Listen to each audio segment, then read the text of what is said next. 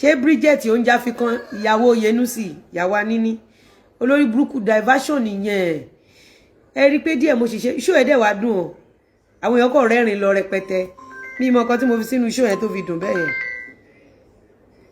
mi mọ nǹkan tí mo fi sínú show yẹn tó fi dùn brother mi sá.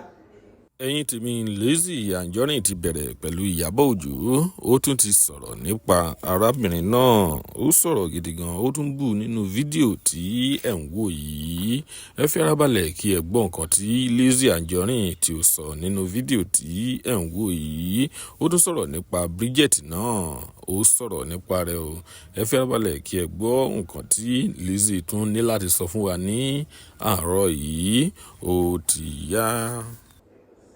ẹ kálẹ́ brother mi mo wá bí kí lẹ sọ no ó dọ̀là sà no sà ó dọ̀là sà mo wọ̀ live ẹ join wa yes I join wa sà.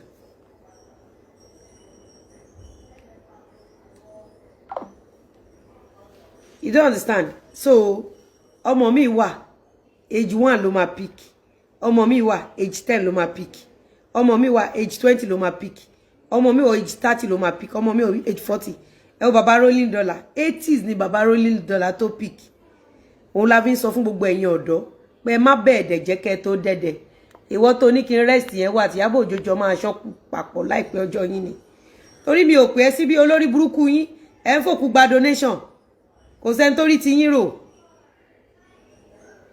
You don't understand? Jẹ́jẹ́ mi ni mo jókòó sí. Ṣé Bridget ó ń jáfikán ẹ sọ wípé ambassador body odor princess ó jáfikán ìyàwó Anini àwọn orúkọ ẹ̀ nìyẹn ambassador body odor àwọn ọmọ Gistlover ni àwọn ọmọ Ìyábọ̀ Òjó gbogbo wọn lọ́hùn ẹ gbọ́jọ wà nínú gúrùpù ni ọjọ́ wà nínú gúrùpù ni so ẹ jẹ́ ká gbádùn Ìyábọ̀ Òjó ẹ jẹ́ ká gbádùn interview ẹ̀ ẹ rí kú tó lọ gbé ẹnu ìṣòwò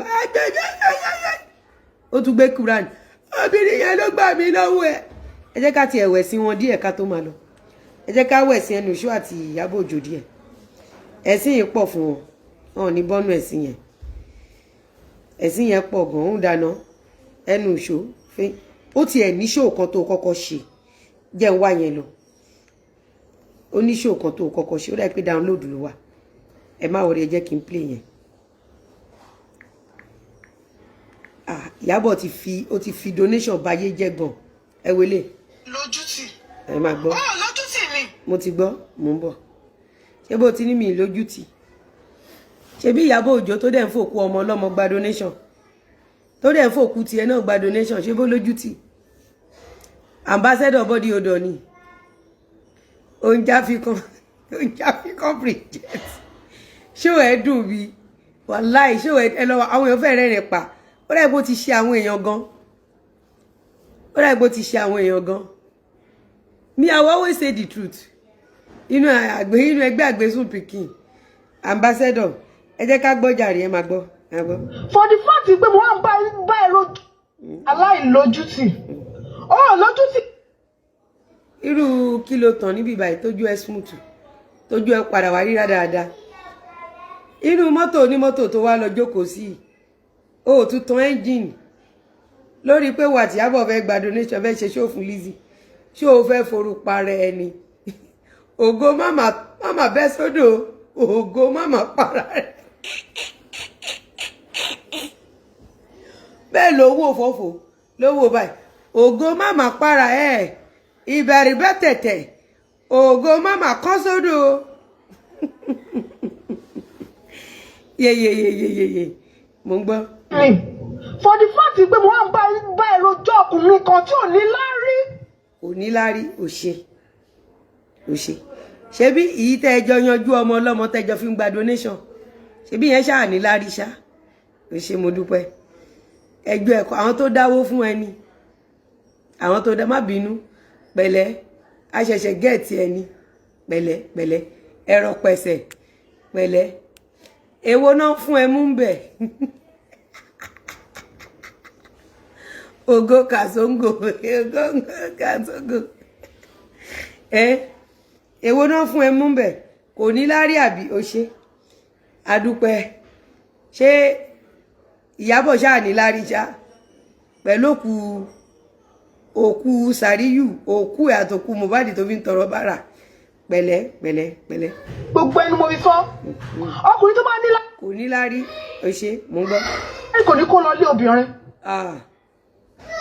Ṣọ́kùnrin tó bá ní lárí máa ń gbọ́mọ lọ́mọ travel. Tó dẹ̀ gbédé.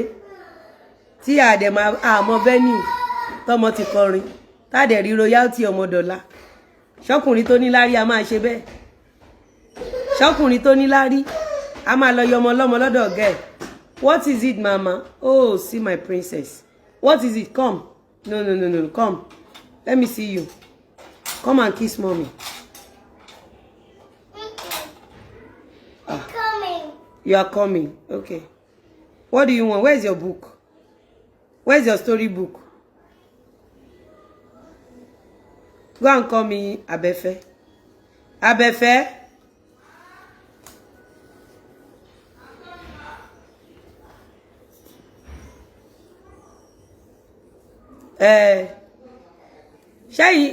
Ìṣó Fẹ́yìmúṣu Sàríyù. Ọkùnrin tó bá ní lárí ò kì í gbọ́mọ lọ́mọ travel out ká má mọ venue.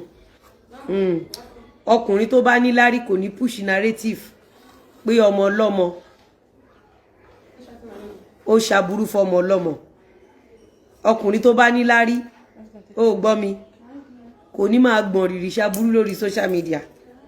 Tí Ìyábọ̀ Òjó bá ní lárí ṣé yẹ kó máa fòkú ẹ̀ gba donation. Tí Ìyábọ̀ Òjó bá ní lárí ṣé yẹ kó máa fi òkú Mohbad gba donation. Ọlọ́run ṣe orúkọ mi ò sínú WhatsApp group ará ilé mi kankan ò sí ńbẹ̀.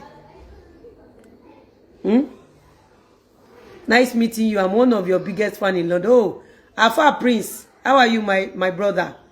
Ṣé wà dáadáa? Ẹ máa gbọ́ o. Ọlọ́run á bá mi àlákà ẹ̀. Bó ṣe ń dìde ogun sí gbogbo àwọn olólùfẹ́. Àbólórí burúkú ni ìyálà yẹ ẹ̀ tó ṣọ́kú. Ọlọ́run á bá yé Ìyábọ̀ Òjó jẹ́ tọmọtọmọ ẹ̀. Ọlọ́run á àlákà Ìyábọ̀ Òjó. Ọlọ́run á fi Ìyábọ̀ Òjó ráre tọmọtọmọ ẹ̀. Àwọn olólùfẹ́ ẹ̀ olórí burúkú wo ló máa gbọ́mọ wọn sin? Tí wọ́n ń ba ṣe ọwọ́ èyí tó ń ṣiṣẹ́ jẹ́ láti fi tọrọ bárà fún olórí burúkú òkú ọmọ títì ẹ̀.